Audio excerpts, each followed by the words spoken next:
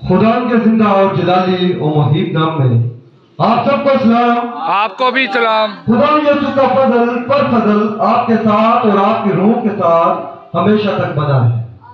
आमीन। चंद बातें कलाम शुरू करने से पहले आपके सामने रखना चाहता हूँ।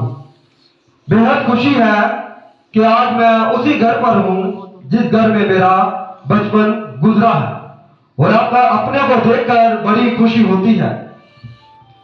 याद रखें कि यह शख्स जो आपके सामने खड़ा है ये एमएमबी की तरफ से इस पाकिस्तान में खिदमत करता है और हमारे पास्टर डैनियल राज जो कि इंडिया के मुंबई शहर के अंदर रहते हैं उनकी ही तरफ से एमएमबी की तरफ से इस पाकिस्तान में खिदमत करता हूं। एमएमबी क्या है? एमएमबी मसीह मंथन बैठक, उर्दू में मसीह रफाकत। हम लोगों के पास जाते हैं और उनको कलाम की सच्चाई बताते हैं, हम उनसे रफाकत करते हैं, उनसे बातचीत करते हैं और कलाम मुकद्दस का वो नजरिया उनके सामने रखते हैं जो ना बताया गया, ना ही दिखाया गया और ना ही सिखाया गया। वो चीजें आपके सामने रखने को हूं। आज का मेरा उन्वान भी कुछ ऐसा ही है। मैंने चाहा कि उन्वान को चेंज करूं मगर यही मुनासिब लगा कि इसी उन्वान पर बात करूं। यह बात कुछ इस तरह है कि जैसे एक शख्स आप ही के घर के बारे में आपको बता रहा है, यानी कि आपके घर में कुछ ऐसी जगह है जो आपको भी नहीं पता और बाहर से एक शख्स आता है वो आपको बताता है। एक और बात याद आ गई, सिक्के के दो पहलू होते हैं। आपने कई मुद्दत से एक ही पहलू देख रखा है और एक शख्स आता है और आपको कहता है कि बेटा दूसरा पहलू भी देख सिक्के का। तो ऐसी बातें कलाम मुकद्दस में से आपके सामने रखने को हो। तो कलाम मुकद्दस में से हम देखते हैं कि आज का हमारा उन्वान जो मैंने रखा है कि यीशु का आना और उस बड़ी मुसीबत का निशान क्या है। फिर उन्वान बता देता हूं कि यीशु का आना और उस बड़ी मुसीबत का निशान क्या है। जब हम मुसीबतों की बात करते हैं तो हमारे दिमाग में बातें आती हैं। सबसे पहले मुकाशवा की किताब आती है। मुकाशवा की किताब के फरिश्तों की बातें आती हैं। मुकाशवा की किताब के प्यालों की बातें आती हैं। मुकाशवा की किताब की मोड़ों की बातें आती हैं। मुकाशवा की किताब के घोड़ों की बातें आती हैं। या अगर हम मुसीबतों की बात करें तो हमें अपनी भी मुसीबतें याद आती हैं। या हमें वो मुसीबतें याद आती हैं जो मत्ती 24 में लिखी है, कौम पर कौम चढ़ाई करेगी, सल्तनत पर सल्तनत चढ़ाई करेगी, जगह जगह काल पड़ेगा, बचा लाएंगे और लोग तुम्हें कत्ल करेंगे। यही मुसीबतें हमारे सामने आती हैं और हमें याद आती हैं। या इसके अलावा हमारे घरों की फिक्रें हैं, हम क्या खाएंगे, क्या पिएंगे, क्या पहनेंगे, इन सब फिक्रों की, इन सब मुसीबतों की हम बात करते हैं। मगर आपको जानकर ताजुब होगा कि पौलुस भाई कहते हैं कि मैं डरता हूं। विशाल भाई ये कैसी बात है? पौलुस जैसा दलेर आदमी कहता है कि मैं डरता हूं।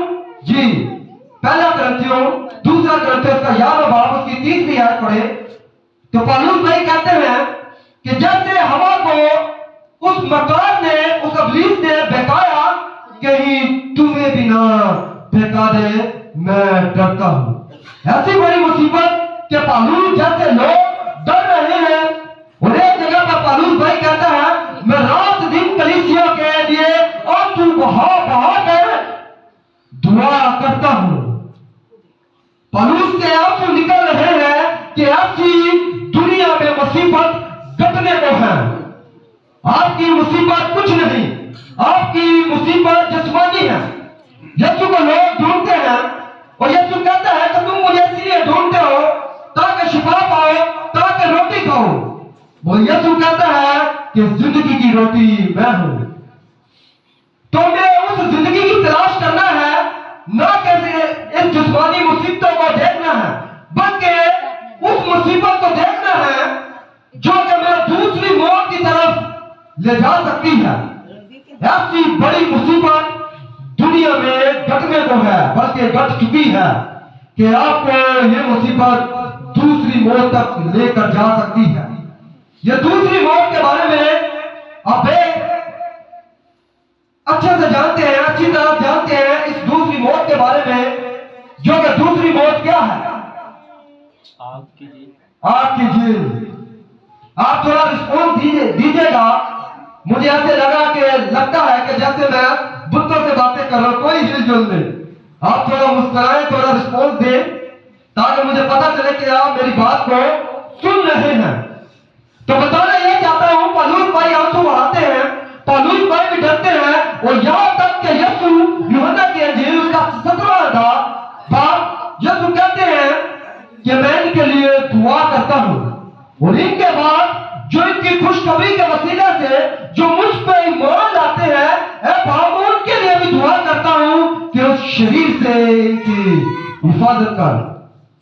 ऐसी बड़ी मुसीबत पौलुस भाई डर रहे हैं, आंसू बहा रहे हैं, यीशु को खुद दुआ कर रहे हैं हम सब के लिए। क्यों? क्योंकि दुनिया में ऐसी बड़ी मुसीबत आने को है।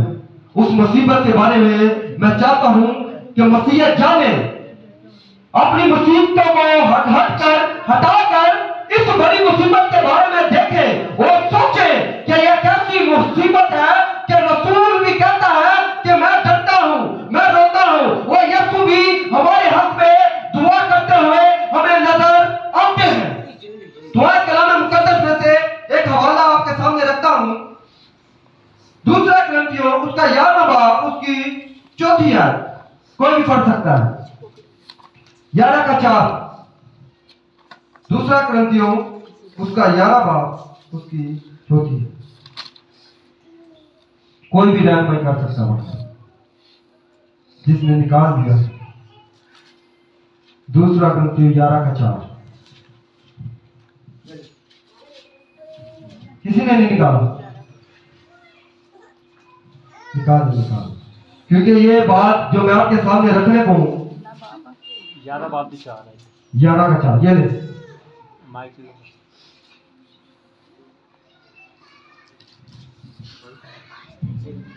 निकाल। आप सुनिएगा गौर से, ये हवाला आपसे क्या कहता है। क्योंकि जो आता है, अगर वो किसी दूसरे यीशु की मनादी करता है, बस एक करके यहाँ पर लिखा है, पौलुस भाई कहते हैं कि अगर कोई आता है और दूसरे यीशु की मुनादी करता है, दूसरा यीशु, आप एक ही यीशु को जानते हैं, पौलुस भाई कहते हैं कि 2 यीशु हो चुके हैं। आगे पढ़े। मनादी करता है जिसकी हमने मनादी नहीं की, जिस यीशु की हमने मुनादी नहीं की। आगे पढ़े। या कोई और रूह तुमको मिलती है, या कोई और रूह जो तुम्हें मिलती है। हम एक रूह को जानते हैं, यहाँ पर पौलुस रसूल कहता है कि दूसरी रूह। आगे पढ़े। जो ना मिली थी, या दूसरी खुशखबरी मिली जिसको तुमने कबूल ना किया था, तो तुम्हारा बर्दाश्त करना बचा है। पाक कलाम का पढ़ा जाना, सुना जाना हम सब के लिए भाई से बरकत हो, खुदावन का शुक्र हो। आमीन। कलाम मुकद्दस में से भाई ने पढ़ा और हमने सुना, और याद रखें यही वो हिस्सा है जिसके लिए जिस्म की एक चीज होशियार रखनी पड़ती है। वो क्या है? कान। क्योंकि गलत सुन लिया और गलत ईमान पैदा हो सकता है, जो कि कईयों का हो चुका है। तो खबरदार रहो, यीशु कहते हैं खबरदार रहो कि क्या सुनते हो। मैं भी आपसे कहना चाहता हूं कि जो शख्स आपसे मुखातिब होता है, आपको कलाम मुकद्दस बयान करता है, आपको उसे परखना चाहिए। क्योंकि जब स्कूल में बच्चों को डालते हैं तो स्कूल की हर एक चीज चेक करते हैं, यहाँ का टीचर कैसा है, पंखा कैसा है, क्लासरूम कैसे है, कैंटीन कैसी है, तब भी परखते हैं। तो यहाँ पर जिंदगी और मौत का सवाल होता है। गलत सुना तो यहाँ, गलत सुना तो वहां, अगर ठीक सुना तो वहां। तो ठीक सुनना बहुत ही ज्यादा जरूरी है। भाई ने पढ़ा कि दूसरा यीशु, दूसरी रूह और दूसरी खुशखबरी।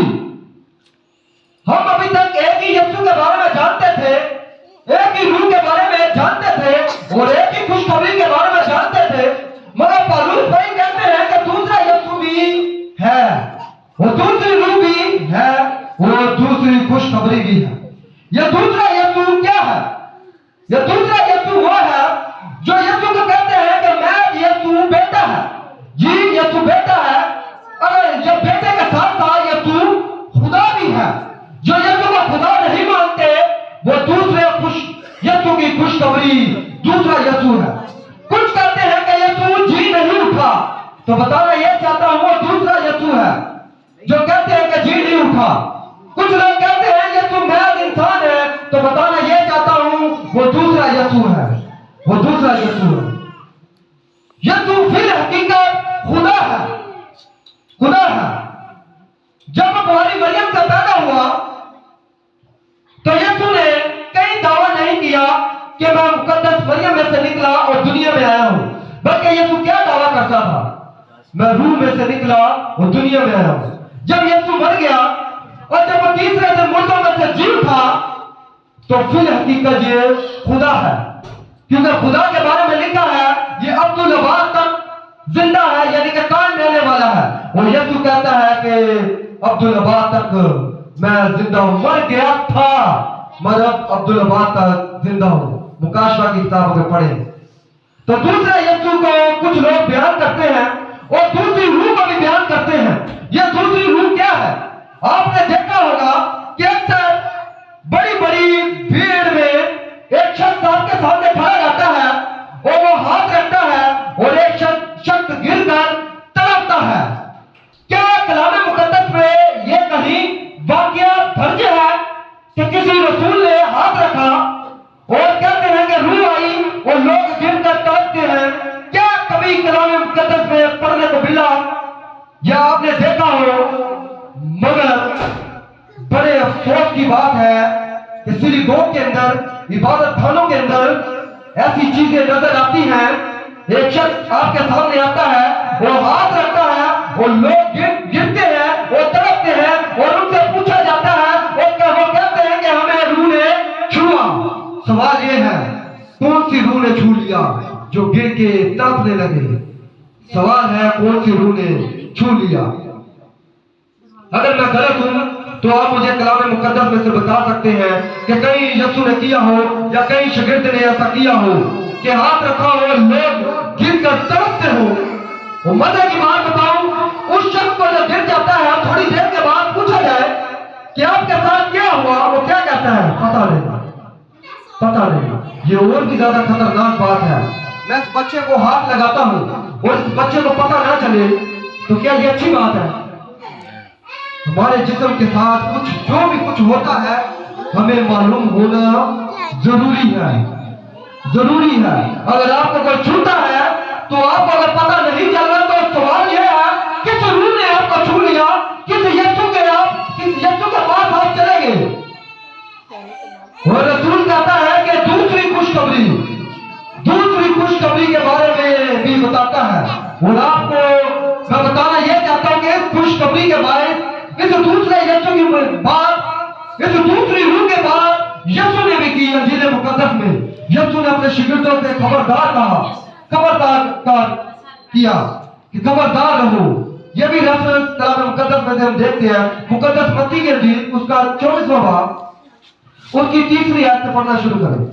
यहाँ पर कुछ सुनहरी आता है, जब तक आप निकाल लें, सुनहरी आता है कि शागिर्द यीशु के पास साथ जा रहे होते हैं और शागिर्द यीशु से कहते हैं कि देख काफी बड़ी इमारतें हैं, ये कैसे कीमती पत्थर हैं। यीशु कहता है कि इस पत्थर पर पत्थर बाकी ना रहेगा। शागिर्दों ने कहा कि ये तो हमारा मुकद्दस जगह है, ये तो हमारे लिए बहुत ही ज्यादा अहम है। और ये शख्स क्या कहता है? शागिर्दों ने यीशु से कहा, 3री आयत जरा पढ़े, कोई भी पढ़े, 24वां बाब उसकी 3री आयत से पढ़ना शुरू करें। जी मैं पढ़ता हूं, सुनिएगा।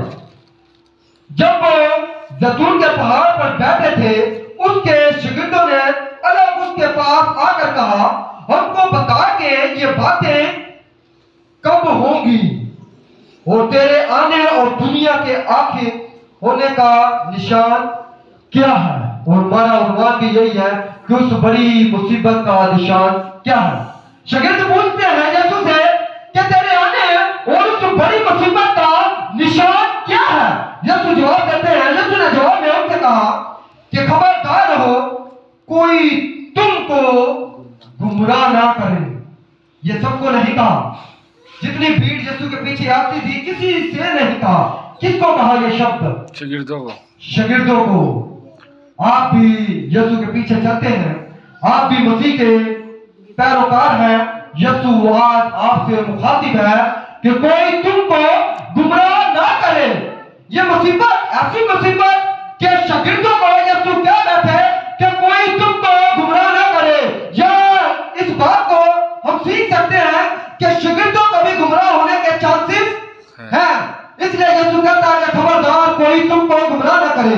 आगे लिखा है 5वीं आयत, क्योंकि बथेरे मेरे नाम से आएंगे और कहेंगे मैं मसीह हूं, और बहुत से लोगों को गुमराह करेंगे।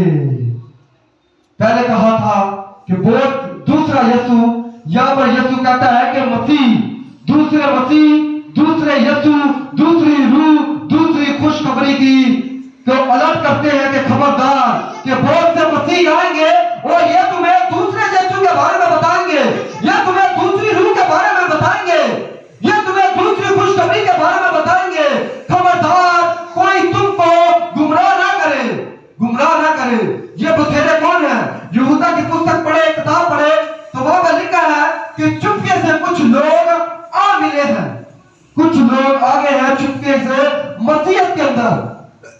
अब बात गौर से सुनने वाली है। शैतान ने, इब्लीस ने एक रणनीति जिसे कहते हैं प्लान बनाया है। वो अब बाहर से नहीं आता, सांप कहां था? भागे अदन के अंदर के बाहर? अंदर।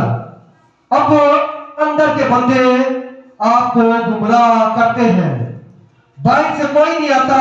सांप भी अंदर का था। आपको ताजुब होगा, अय्यूब साबित को आप सब लोग जानते हैं। अय्यूब साबित को शैतान कहता है कि इसके चारों तरफ से बाहर हटा तो ये तेरी मुंह पर क्या करेगा? तफकीर। वो पता है उसकी वाइफ ने, उसकी बीवी ने क्या कहा अय्यूब साबित को? यही सेम अल्फाज कहा कि अय्यूब साबित की बीवी अय्यूब साबित से कहती है खुदा पर तफकीर कर, लानत कर, मर जा। सवाल यह है, इब्लीस ने भी यही कहा और उसकी बीवी, खुद की बीवी भी यही अय्यूब साबित को कहती है।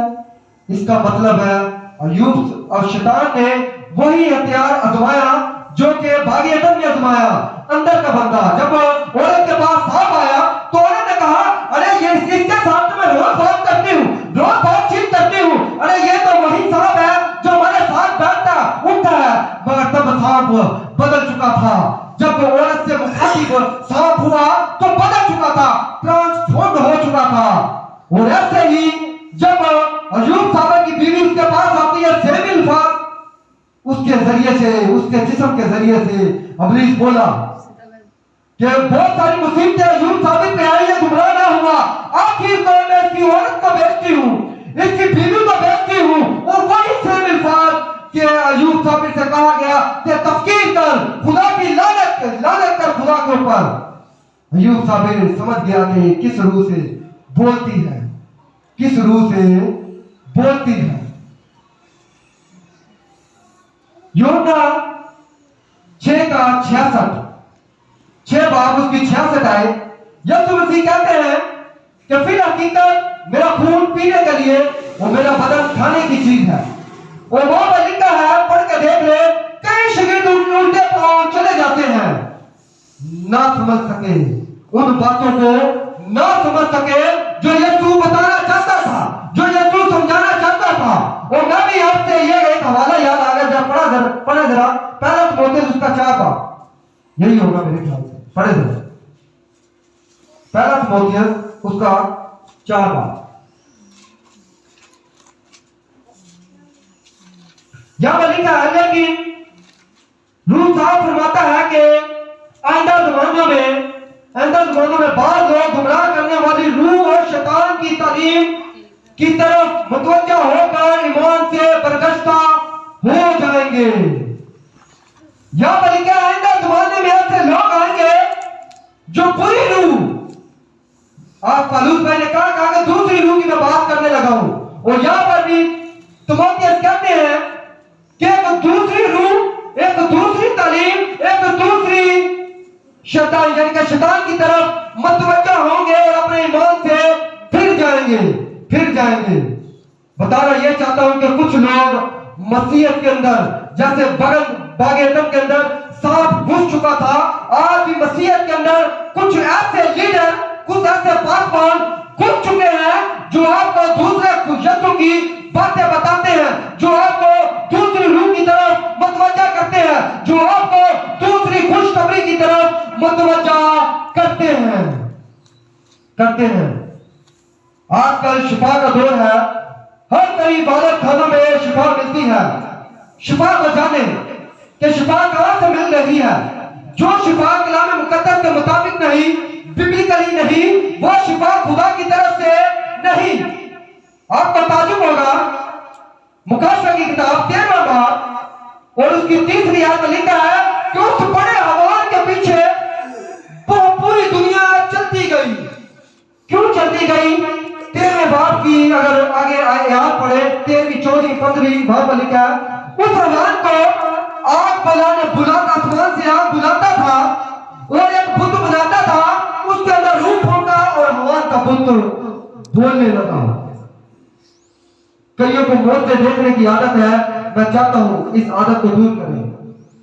नहीं तो मुकाशवा में एक हवान आएगा, आसमान से आग बुलाएगा, आप समझेंगे ये एलिया है, क्योंकि पुराने समय में आग कौन नाजिल करता था? एलिया। आप कहेंगे ये तो एलिया है। हवान का बुत बनाया जाएगा, उस बुत में रूह फूंकी जाएगी, आप क्या समझेंगे? यीशु है, क्योंकि यीशु को ही रूह फूंकने का इख्तियार है। ये कैसी बातें हैं?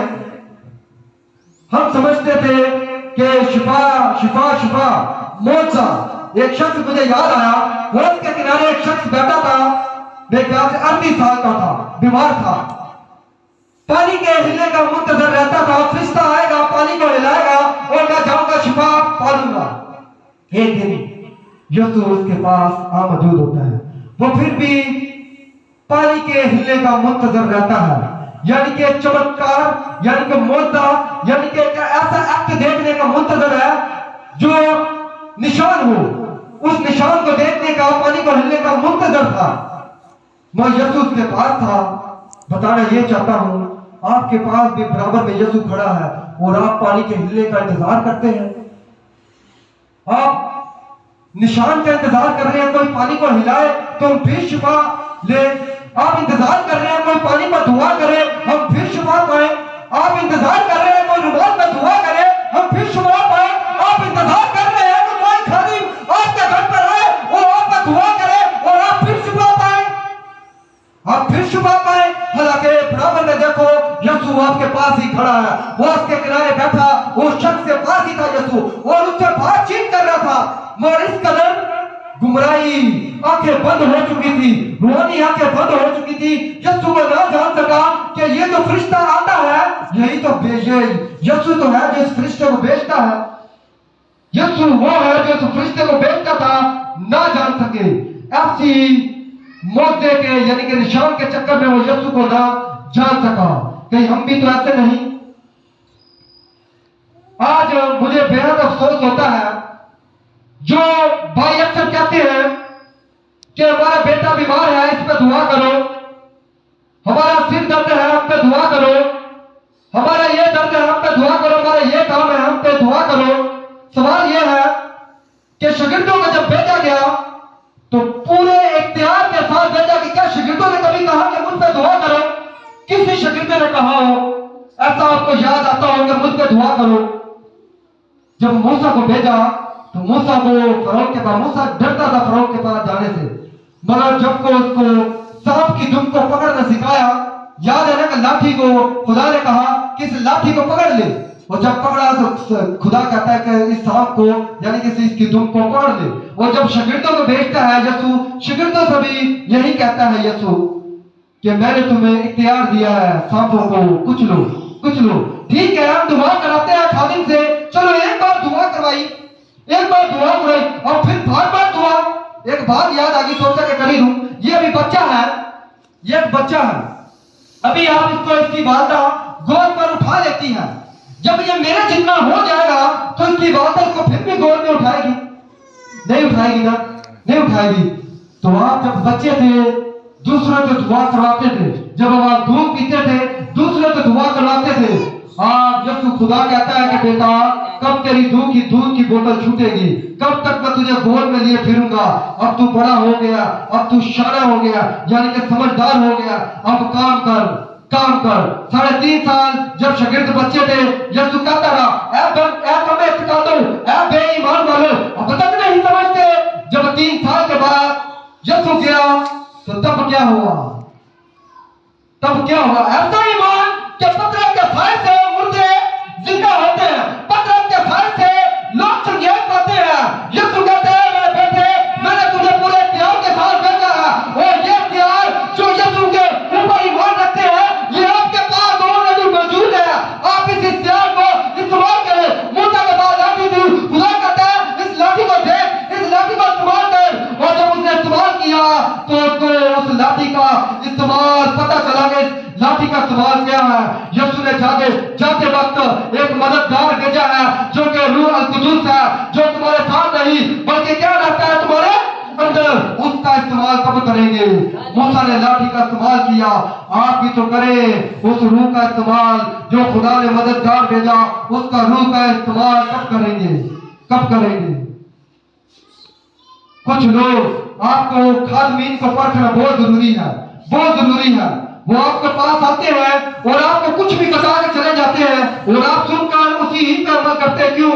क्योंकि कलाम मुकद्दस नहीं पढ़ा। जब हम भी ढोलक बजाते थे तो ऐसा लगता था सब कुछ ठीक है, सब कुछ अच्छा। जब इसको पढ़ा तो पता चला अभी भी बहुत गड़बड़ है, यहाँ तो गड़बड़ है। वो मसीहत के बाहर गड़बड़ नहीं, बागे अदम के अंदर गड़बड़ है। क्योंकि सांप पाक कहाँ था? अंदर का बंदा था, अंदर का। सुलेमान, मुझे याद आ गया सुलेमान बादशाह, उसको बहकाने वाला कौन थी? उसकी औरतें जो गैर कौम औरतें थी। सुलेमान बादशाह को बहकाने वाली, उससे मंदिर बनाने वाली कौन थी? उसकी अंदर के बंदे, उसकी वाइफ। ये कैसी बात है? साहब एक और शख्स याद आ गया, सोचा कि इसके बारे में बयान कर ही दूं। लूसीफर कौन था? खुदा के तख्त पर साया करने वाला अंदर का बंदा था, बगावत कर बैठा, गिरा दिया गया। ये कैसी बातें हैं? आज अंदर के ही बंदे आपको गुमराह करते हैं। आपको खुद पढ़ना पड़ेगा। आप अगर किसी को सुन बैठे हैं कि मैं, कोई शख्स आपके पास आता है और कहता है कि मैं आपकी बीमारी दूर करूंगा, वो आपको लाचार करना चाहता है। ये शख्स ऐसा नहीं, आपको खुद अपने कदमों में खड़ा होना पड़ेगा, कब तक दुआ करेंगे? कब तक? खुदा कहता है गोद में लिए फिरूंगा, बेटा काम कर। मुझे 9 कौड़ी 10 कौड़ी याद आ गए, 10 कौड़ी में शफा पाई, वापिस चले गए। जब यीशु के पास आते हैं, 10 कौड़ी जब शफा पाकर जाते हैं, यीशु के पास वापिस आते कितने आते हैं? एक आते हैं। और एक से यीशु क्या कहता है? बाकी 9 कहाँ है? वो 9 कहाँ है? आप भी तो यीशु के पास वापिस आए हैं, उस दुनिया में से, उस गुनाह में से। यीशु मोहम्मद भाई आपसे कहते हैं कि बेटा 9 कहाँ है? जिनके साथ आप पहले गुनाह करते थे, आपसे पूछा जाएगा बेटा वो 9 कहाँ है?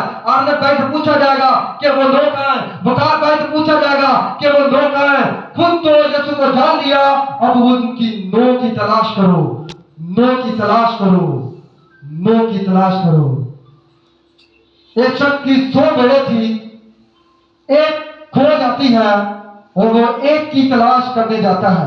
99 को छोड़कर एक भेड़ की तलाश करने जाता है। यीशु को भी उस एक भेड़ की तलाश है। यीशु को भी वो दाऊद चाहिए जो निकल कर किसका सामना करे? जाति जूलियट का। आप दाऊद हो, आप निकल के सामने आओ। कब तक वैसाखी लेकर चलोगे? कब तक मसीहत खुद के ऊपर दुआ करवाएगी? कब तक मसीहत कहेगी कि मुझ पर दुआ करो, मेरे पर तासीर है? कब तक मसीहत ये कहती रहेगी कि हम बीमार हैं, हम लाचार हैं? यीशु आपकी लाचारी दूर करके चला गया, यीशु आपको मजबूत करके चला गया। फिर किस चीज के, फिर किस बात का आपको डर है? फिर किसको बुलाकर आप दुआएं करवाते हैं? एक बात याद आ गई, आखिरी बात करने लगो। ये सुनिएगा कि आपके अंदर अभी तक ईमान पैदा क्यों नहीं हुआ। बेटा इधर आ जा, एक डेमो याद आ गया, सोचा कि ये भी करी। ये शख्स आपके पास गाल पकड़ ले। ये शख्स कई मुद्दत से आपको कलाम सुनाने आता है, आपके पास बात की बात करने लगा हूं। अगर तो वो कलाम मुकद्दस में से तो फिर तो ठीक है, अगर दूसरी रूह से है तो फिर उनको पढ़िए। कई मुद्दत से आपको कलाम सुना रहा है, कई मुद्दत से, और आप अभी तक इसके कलाम के वसीला से आप में ईमान नहीं पैदा हुआ। याद है यीशु किसी को शिफा देता तो क्या कहता? तेरे ईमान ने तुझे अच्छा किया। यानी कि यीशु जब कलाम सुनाता था उसके कलाम से क्या पैदा होता था? ईमान। कलाम से ईमान पैदा होता है। ये शख्स को आप कई मुद्दत से सुन रहे हैं, आप अपने पास बात को सुन रहे हैं, आप अपने पास बात को सुन रहे हैं, आप अपने पास बात को सुन रहे हैं, आप अपने खादिम को सुन रहे हैं, आप अपने खादिम को सुन रहे हैं। सवाल ये है कि अब तक ईमान नहीं पैदा हुआ, ईमान ही नहीं पैदा हुआ। ये कौन सी खुशखबरी आपको सुनाई जा रही जो आपके अंदर कई मुद्दत से ईमान ही नहीं पैदा हो रहा? क्यों नहीं ईमान पैदा हो रहा? कोई इस बात का जवाब दे, उसको शाबाशी मिलेगी कि कई मुद्दत से आप छोड़े बकार भाई तो अभी आए, आप कितनी मुद्दत से चलते जा रहे हैं? 8 साल। 8 साल से, 8 साल की उम्र से जी एटी आप कितनी मुद्दत से जा रहे हैं? पूरी जिंदगी गुजर गई, पूरी जिंदगी गुजर गई, ईमान नहीं पैदा हुआ। क्यों ईमान नहीं पैदा हुआ? सवाल है ना, कलाम सुनने से पैदा होता है, सुनना मसीह के कलाम से, और कलाम क्या पैदा करता है? ईमान। सवाल है ईमान ही नहीं पैदा हो रहा। दर कलाम सुने जा रहे हैं, सुने जा रहे हैं, सुने जा रहे हैं, टीवी पर सुने जा रहे हैं, यूट्यूब पर सुने जा रहे हैं, फेसबुक पर सुने जा रहे हैं, ईमान वही का वही। डरते हैं इब्लीस से, ईमान वही कि हमारे ऊपर दुआ करें, ईमान वही हम तो इस झगड़े को ठीक नहीं कर सकते, ईमान वही बदरू गिरफ्ता केस आ जाए तो पादरियों को बुलाते हैं। क्यों ईमान पैदा नहीं हो रहा? कुछ तो गड़बड़ है। गड़बड़ नहीं बल्कि यहाँ तो सभी गड़बड़ है, बहुत ही गड़बड़ है। मैं आपको बताना चाहता हूँ कि मैं आपको झगड़ा करने नहीं आया, बल्कि जो मसीह ने कहा कि सबको मैं जाओ और बाप बेटे रूह के नाम से बपतिस्मा दो, वो तालीम दो जो मसीह ने दी है। मैं मसीह का प्रचारक हूँ, खुदा की बादशाही के लिए प्रचार करता हूँ, किसी डिनोमिनेशन का प्रचार नहीं करता। खुदा ने जो कहा, जो यीशु ने कहा, उसे ही को बयान करता हूँ। होता है यार अपने मुसाफरत के यहाँ जब तक जिंदा हूँ यीशु के कलाम को पेश करूंगा। फिर सवाल वही है कि कई मुद्दत से कलाम को सुना, ईमान वही का वही। पता है आपके साथ क्या हो रहा है? आप धोखे में हो। दूसरा यीशु, दूसरी खुशखबरी, दूसरी रूह। इस बंदे ने जब दूसरा यीशु है तो इस दूसरे यीशु के एक हवाला में सामने आ रहा है। अब पढ़ूंगा तो टाइम जाएगा। पौलुस की पहले दूसरा ग्रंथियों उसका 13वां बाब उसकी अगर 15वीं 14वीं आयत पढ़े तो पौलुस भाई कहते हैं कि रसूल यानी कि शैतान के खादमी और शैतान खुद अपने आप को नूरानी फरिश्ते की मालिक बना लेता है। ये जो बंदा आपके पास आता है आपने कभी परखा नहीं, ये आपको दूसरे यीशु के बारे में बता के चला जाता है, दूसरी रूह के बारे में बता के चला जाता है, दूसरी खुशखबरी के बारे में बता के चला जाता है। तो ईमान कहां से पैदा होगा? ईमान यीशु के कलाम के सुनने से पैदा होता है। यीशु वो जो जमीन का आसमान का खालिक और मालिक है, यीशु वो जिसकी रसूल मुनादी करते थे, यीशु वो जो नबियों की रूहों का खुदा है। आप उस कलाम उसके कलाम को नहीं सुनेंगे, आप ये भूल जाए कि आपके अंदर ईमान पैदा होगा। आप ये भूल जाए कि आप बदरू गिरफ्तों के ऊपर दुआ करेंगे। आप ये भूल जाए कि कभी आप किसी बीमार के ऊपर दुआ करेंगे।